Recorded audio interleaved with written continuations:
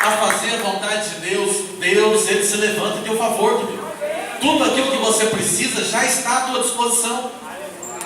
Basta você enxergar com os olhos da fé o que o povo de Israel não conseguia enxergar, que eles já não estavam mais debaixo do domínio de Faraó, eles estavam debaixo do controle de Deus, mas eles não conseguiam deixar de olhar para trás. É isso que Deus não quer. Essas 10 vezes que Deus foi colocado à prova, foi exatamente as 10 coisas que eu e você, muitas vezes nós reclamamos para Deus,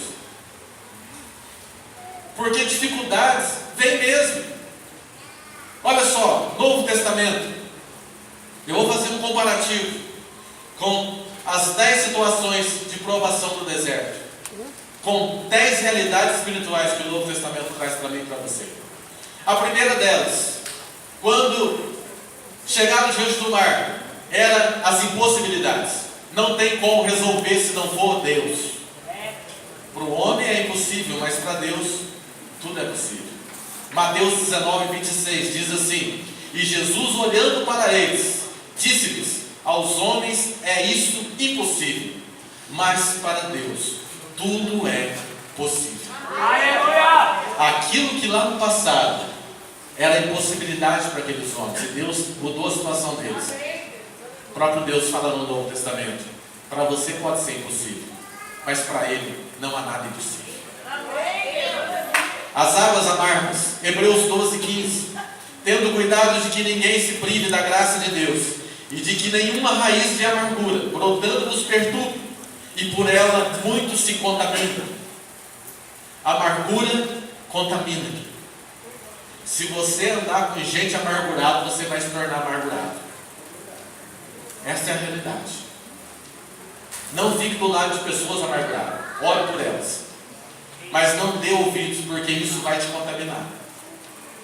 E o que o autor de Hebreus está falando é que a única forma de você sair dessa raiz de amargura é você tomar posse da graça de Deus. Você não merece nada, nada que você faz é por você, mas é por Deus. Deus já fez. Ele já fez por você. Não precisa você fazer mais. Deus já fez. Deserto de Sim, que significa espinhos. Parábola do semeador fala sobre a semente que caiu entre espinhos. O que representa os espinhos na nossa vida espiritual? Representa as coisas, as preocupações que este mundo nos envolve. Se você não tomar cuidado, as suas preocupações terrenas, elas vão se tornar espinhos na sua vida, e elas vão sufocar a sua fé. Por quê? Vai passar o tempo, isso não é de hoje para amanhã. É por isso que as pessoas não acordam tão rápido, porque quando elas vêm, elas já estão enredadas com a situação. Satanás vai descendo os espinhos à sua volta e você nem vai perceber. Ele coloca tanta coisa na sua mente, coloca tanta coisa para você se preocupar, que você vai deixando outras coisas importantes de lado. Isso são os espinhos que estão crescendo. Vai chegar um tempo que esses espinhos vão crescer tanto que você não vai ter mais como olhar para as coisas de Deus. Você vai olhar só para a tua situação natural. E aí você deixa de ser uma pessoa espiritual e passa a ser um homem natural. E o homem natural não pode se aproximar de Deus. O homem espiritual, ele tem contato com Deus, mas o homem natural, ele não pode se aproximar de Deus. Sai dessa situação de espinhos. Não deixe que as preocupações lá de fora interfiram na sua fé. Eu sei que nós temos muitas preocupações, mas quando essas preocupações estiver tomando o seu lugar, tomando lugar na sua vida, das coisas de Deus, toma cuidado. Ora a Deus, porque essa não é a vontade de Deus.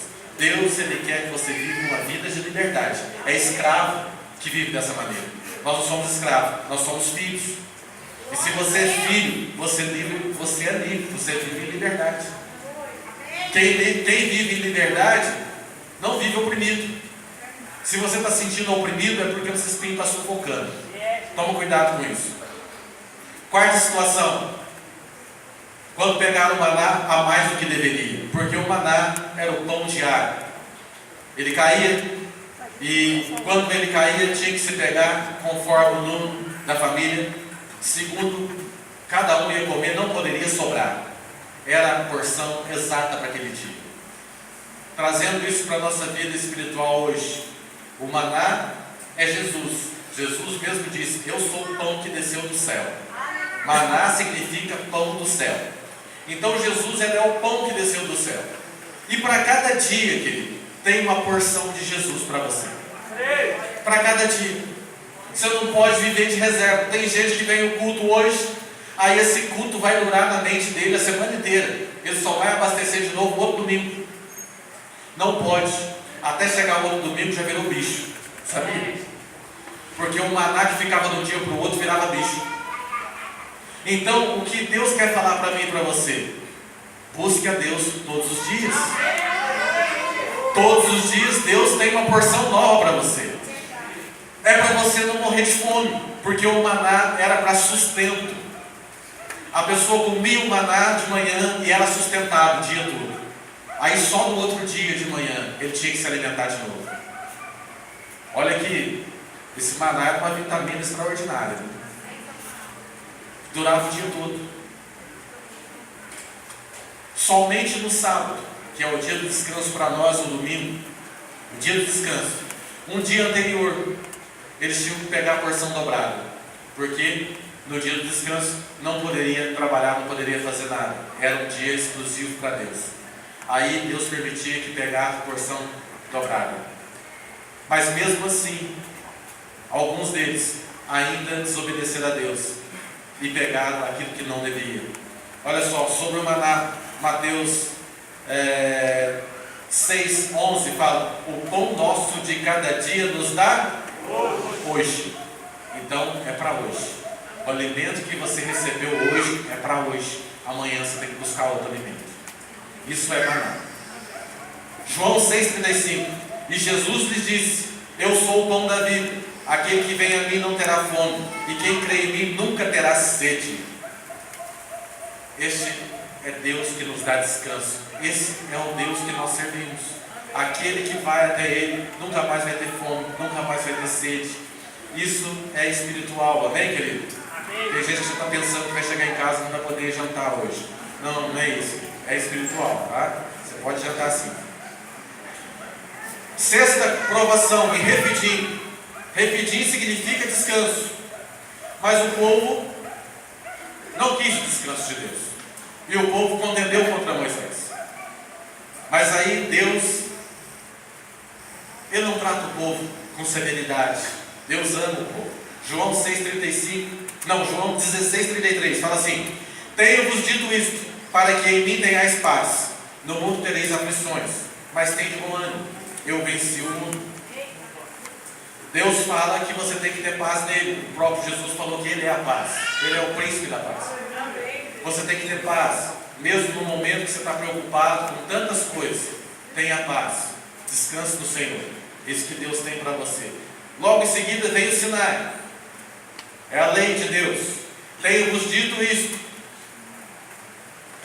Romanos 3:20. Por isso nenhuma carne será justificada diante dele pelas obras da lei, porque pela lei vem o conhecimento do pecado. João 1:17. Porque a lei foi dada por Moisés, a graça e a verdade vieram por meio de Jesus Cristo. Amém? Antigo Testamento, Sinai, o monte onde Deus deu as leis para Moisés. As primeiras leis, os irmãos sabem da história. Moisés subiu, Deus escreveu as primeiras leis em um tipo de material que não era pedra. Acreditam-se os estudiosos que eram pedra preciosa. Elas foram escritas. Mas o homem não... Por que acham isso? Porque o homem não teria condição de escrever, de gravar nada numa pedra preciosa. É impossível. Por isso que o próprio Deus gravou. A segunda vez que Moisés subiu, porque as primeiras ele quebrou, porque o povo estava transgredindo a lei, fizeram bezerro de ouro e estava adorando outros deuses. Aí Moisés quebrou aquelas leis. Aí Moisés subiu de novo ao monte. E Deus mandou Moisés escrever. Dessa vez não foi Deus que escreveu, o próprio Moisés escreveu. Deus ditou e ele escreveu. Dessa vez em pedra. E essas leis foram colocadas dentro da Arca da Aliança como memorial, para ficar para a eternidade. Mas o povo, ainda assim, que aquela visão do Monte Sinai era uma visão terrível. Imagina um monte, a Bíblia fala que o monte pegava fogo, e era fogo mesmo, e Moisés estava lá no meio daquela nuvem, daquele fogo, e o povo tinha medo, tanto que o povo não queria se aproximar, porque tinha medo daquilo. Era uma coisa terrível. Quando Moisés desceu, e o povo tinha se corrompido, e a Bíblia diz que 3.000 pessoas morreram naquele dia. Por isso que o texto do Novo Testamento, Tiago, que fala que a lei, ela mata, mas do Espírito da vida, o Espírito vivifica. O que Tiago está referindo? Tiago está referindo à lei. Quando ele fala letra, ele está referindo à lei. Aí muita gente entende errado, interpreta errado esse texto e fala que, não, é porque o crente não pode estudar. Não é isso que Tiago, isso é ignorância. Tiago está falando de letra como forma de lei. A lei realmente mata, porque Moisés desceu com a lei e 3.000 almas morreram. Esse foi o primeiro Pentecostes da Bíblia. Houve o segundo Pentecostes, no Novo Testamento, Atos dos Apóstolos. Os discípulos estavam reunidos dentro do cenário, estavam orando, e de repente a Bíblia fala que aquele templo se encheu da presença de Deus, e eles foram cheios do Espírito Santo. E aí está a diferença da lei e da graça. No primeiro Pentecostes, Moisés desceu com a lei e 3.000 almas morreram. No segundo Pentecostes, Pedro saiu de dentro do cenáculo e pregou, fez a sua primeira pregação, e 3.000 almas foram salvas. Amém? Então a lei mata, mas a graça dá vida. A graça veio para nos dar vida. Por que dá vida? Porque a vida não é nossa, a vida é de Deus. E o próprio Jesus comprou a nossa vida. Não é porque somos bons, mas é porque Jesus já comprou. Jesus já sofreu o que tinha que sofrer no meu lugar e no seu lugar. Então não precisa mais você fazer sacrifício, não precisa mais dessa lei cerimonial. Você precisa de Jesus, porque Jesus já cumpriu a lei. Ele é o único que seria capaz de cumprir a lei. Homem nenhum dessa terra foi capaz de cumprir a lei. E quando se fala em lei, todo mundo pensa em 10 mandamentos. A lei de Deus não são 10 mandamentos. A lei de Deus são mais de 600 mandamentos. E homem nenhum é capaz de cumprir. E o próprio Jesus falou para os fariseus: se você quer viver debaixo da lei, então viva. Mas uma coisa é certa: se você descumprir um deles, você descumpriu toda a lei. Aí ele acabou com os fariseus. Por quê? Não é capaz, nenhum homem, nenhum ser humano é capaz de cumprir toda a lei. Você vai derrapar em algumas. E se você derrapar em uma somente, você descumpriu toda a lei. Então não é por teu merecimento, não é por aquilo que você faz, mas é por aquilo que Jesus já fez. A graça de Deus é isso, é você entender que Jesus já fez. Você não precisa fazer mais. Jesus já fez o teu lugar. Isso é graça. Avançando. João 15:9. Taberá, que é lugar de contenda, é lugar de contradição. Como o Pai me amou, também eu vos amei. João 15:9. A vós, permanecei no meu amor. Olha o conceito de Jesus. Se você quer viver na graça, permaneça no amor de Jesus. Se você sair do amor de Jesus, você está fora da graça. Porque a graça é Jesus. Se você sai de Jesus, você sai da graça. Aí você cai debaixo da lei. E se você cai debaixo da lei, pau na cabeça. Essa é a realidade. Tá? João 1,14. E o Verbo se fez carne e habitou entre nós, e vimos a sua glória, como glória do unigênito do Pai, cheio de graça e de verdade. Não somente graça, mas verdade. Jesus é a própria verdade. E para terminar, 1 Tessalonicenses 5,18, que foi a contenda em Cádiz, quando o povo murmurou e quis voltar para o Egito. Olha o que o texto de 1 Tessalonicenses fala: em tudo dai graças, porque esta é a vontade de Deus para convosco. Em tudo tem que dar graça. A situação está ruim, dá graças a Deus. A situação está apertada, dá graças a Deus.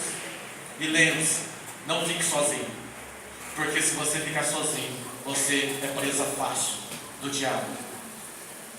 Só para terminar, alguns exemplos de pessoas que não andaram sozinhos na Bíblia.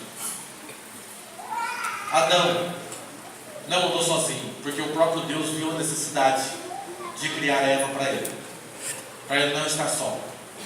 Abraão, quando Deus chamou Abraão e sua família, e Abraão ainda levou seu sobrinho Ló.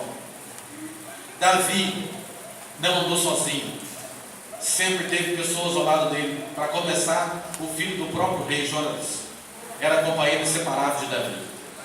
Pelo contrário, Saul andou sozinho. Ninguém servia para andar do lado de Saul, porque quando a pessoa se destacava, ele mandava matar, porque era concorrente. Por isso que ele queria matar Davi, porque Davi era concorrente. Pessoas que têm espírito de independência acham que todo mundo está concorrendo com ele. Isso é uma realidade. Ele não quer ver o crescimento de ninguém, porque ele fica pensando: se a pessoa aprender aquilo, vai tomar meu lugar. Se fulano crescer a tal ponto, eu estou perdido. Esse não é um pensamento cristão, filho. Isso é um pensamento do diabo. Porque a obra de Deus é tão grande que o próprio Jesus falou: olha, essa área é muito grande e são poucos trabalhadores. Se o próprio Jesus falou que são poucos trabalhadores, por que você está lutando por tão pouco? Na obra de Deus tem lugar para todo mundo. Na verdade, sabe por que há contenda? Porque você não quer ter o teu lugar na obra de Deus, você quer o lugar do outro. É por isso que fica difícil, porque dois corpos não podem ocupar o mesmo espaço. Isso é lei da física. Não tem como. Isso só no treino da CPTM que às vezes acontece. Mas isso é lei física. O lugar que o teu irmão está ocupando, você não pode ocupar, porque é o lugar dele. Então, descubra o teu lugar na obra de Deus e seja feliz no teu lugar. Não viva de competições nem de comparação. João Batista, por mais que fosse esquisito, João Batista era um ser esquisito. Comia gafanhoto com mel. Imagina só uma pessoa dessa. Andava vestido com pele de animal. Imagina o cheiro dele, deveria ser maravilhoso. E naquela época nem existia boticário. Nem boticário dava jeito. Mas João Batista tinha discípulo. Ele não andou sozinho, ele tinha discípulo. Logo em seguida, os próprios discípulos de João Batista começaram a acompanhar Jesus. Porque João Batista cumpriu o seu ministério. Ministério rapidíssimo. 3 anos apenas de ministério. Mas ele cumpriu o propósito. Ele nasceu, viveu e morreu por um propósito: preparar o caminho do Senhor. Só isso. E o próprio Jesus falou sobre ele. Antes dele não existiu, e nem depois dele vai existir um profeta maior que João Batista.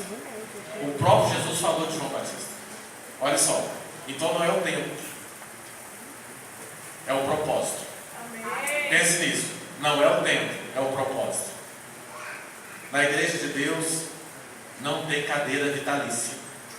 Isso é coisa de política.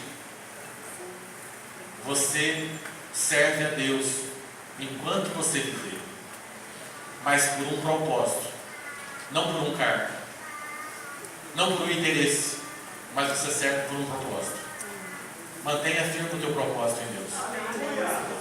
Paulo sempre andou acompanhado. Quando Paulo se converteu, andou com Barnabé. Barnabé ensinou muitas coisas para Paulo. Logo em seguida, Paulo teve seus próprios discípulos. Nunca ficou sozinho. Onde ele ia, ele levava um discípulo junto. E ele saía daquela região, deixava aquele discípulo ali cuidando daquele povo, levantava outro discípulo para andar junto com ele. Nunca ficou sozinho. O apóstolo Paulo. Você acha que você é melhor do que o apóstolo Paulo? Para viver andando sozinho? O próprio Jesus escolheu os 12 para andar com ele, para ensinar tudo que deveria ser ensinado durante 3 anos. Mas teve pessoas que preferiram andar sozinho. Elias foi um deles. Elias andou sozinho. Elias não tem discípulo. Aí você pode perguntar: ah, mas Eliseu ficou no lugar dele. Sim, mas não foi Elias que ensinou Eliseu. Eliseu só passou a andar com Elias depois que Deus mandou. Depois que Elias tinha pedido a morte, falando que estava sozinho, que não aguentava mais, que queria morrer. Aí Deus falou para ele: quem foi que te disse que você está sozinho? E aí Deus falou: tá bom, você não vai morrer agora não. Primeiro você vai descer lá e vai ungir Eliseu para ficar no teu lugar. E vai ungir 2 reis ainda. Aí depois andou sozinho, não teve discípulo. O próprio Salomão. Quem foi os discípulos de Salomão? As suas mulheres. Por isso que ele se corrompeu. Não porque mulher corrompe o homem, não é isso que eu estou falando. Não, as irmãs vão bater lá fora. Não é isso. É porque as mulheres que Salomão casou eram mulheres de outras nações, que serviam outros deuses. E Deus falou para ele que não era para ele fazer isso, mas ele fez. E ele deu atenção e deu razão para essas mulheres e se corrompeu. Não teve ninguém para andar com ele. Se ele tivesse alguém para andar com ele, provavelmente ele não teria caído nesse erro. O jovem rico perdeu a oportunidade de ser discípulo de Cristo, porque não estava preocupado com pessoas, estava preocupado com seus bens pessoais. Por isso não foi um discípulo de Cristo. E o próprio Apolo, que a Bíblia fala que Apolo era um cara que falava muito bem. Ele era eloquente nas palavras. E houve até seguidores de Apolo. Aí você vai falar assim, ah não, mas aqueles que defendiam Apolo e até falavam que um era de Apolo, outro eram seguidores, não eram discípulos. Você pode ter seguidor. Talvez você tenha muito seguidor, mas você não tem discípulo. E hoje é muito comum essa palavra seguidor, né? Para quem lida aí com os meios de comunicação, internet. Ah, eu tenho 2.000 seguidores na internet. No YouTube, no Facebook, no Instagram, sei lá o que tem mais. Mas, quer que eu seja sincero com você? Isso para Deus não vale nada. Se você chegar para mim e falar que você tem um discípulo, é melhor que 5.000 seguidores no Instagram. Porque é isso que você vai levar para a eternidade, querido. Você acha que os seus seguidores vão com você para lá? Não, não vão não. A não ser que eles se convertam. Mas discípulo é aquele que anda junto, é aquele que te ajuda. A palavra paracletos, que veio, o Espírito Santo significa paracletos, é aquele que está junto, aquele que pega junto. Discípulo é a mesma coisa. É aquele que está junto, é o aprendiz, é o aluno, é o que está sempre pronto para aprender. Então tenha discípulos. Não ande sozinho. Se você for sozinho, você vai ser presa fácil. Vamos colocar em pé. Eu quero encerrar com o texto de Mateus e Salmos, que diz assim: olha só como uma bênção para você que é discípulo. Mateus 13:11. Jesus respondendo para os discípulos, disse-lhes: porque a vós é dado conhecer os mistérios do reino dos céus, mas para eles não lhes é dado. Aqui os discípulos estavam perguntando para Jesus por que Jesus usava parábolas, por que Jesus falava com eles por meio de parábolas. Aí Jesus explicou para eles: olha, eu falo por parábolas porque essa multidão que está aí aglomerada me ouvindo, eles não vão entender. Mas para vocês que são meus discípulos, eu revelo a vontade do Pai. É isso que é ser discípulo. Para você ser um bom discípulo, para você ser um bom discipulador, primeiro você tem que aprender a ser um bom discípulo. E você primeiramente tem que ser um bom discípulo de Cristo. Se você aprender a ser um bom discípulo de Cristo, você vai ser um excelente discipulador. Se você quer ser um bom discipulador, seja um excelente discípulo de Cristo. Esse é o segredo. Salmo 25:14. A intimidade do Senhor é com aqueles que o temem, aos quais Ele revelará os segredos da sua aliança. Se você tem intimidade com o Senhor, para você Ele vai revelar os segredos da aliança. Amém?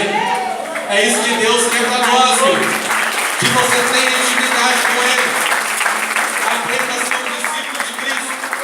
Se você for um bom discípulo de Cristo, você não vai ter dificuldade alguma de ser discipulador ou de ser discípulo de uma outra pessoa, porque você já aprendeu com Jesus. Ele é o padrão. Ele é o padrão de perfeição.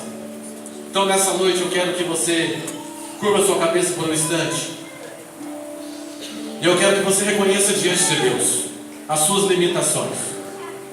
Eu sei que é difícil a gente reconhecer nossos erros, nossas falhas, mas a intenção aqui não é expor você. A intenção aqui é você chegar diante do altar de Deus e abrir o teu coração para Deus, como Moisés fez. Porque se você quer ver sua realidade mudar, você precisa deixar de fazer voltas com Deus.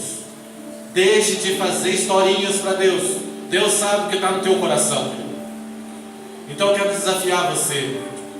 O louvor vai estar sendo entoado aqui, e você vai sair do seu lugar, e você vai vir aqui à frente, vai abrir o teu coração, não para mim, mas para Deus. Você vai dizer para Deus: Deus, está sendo difícil para mim. Eu não tenho conseguido buscar Deus como eu deveria. Eu não tenho conseguido fazer aquilo que Deus propôs no meu coração para fazer. Eu tenho esfriado na fé.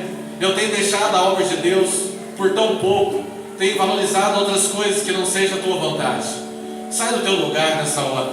Vem aqui à frente. Nós vamos orar por você. Eu tenho certeza que Deus, Ele vai derramar do Espírito dele sobre você, e esse Espírito vai te capacitar como capacitou aqueles 70 anciãos. Aqueles 70 anciãos representam você, que está tão desapercebido diante das situações.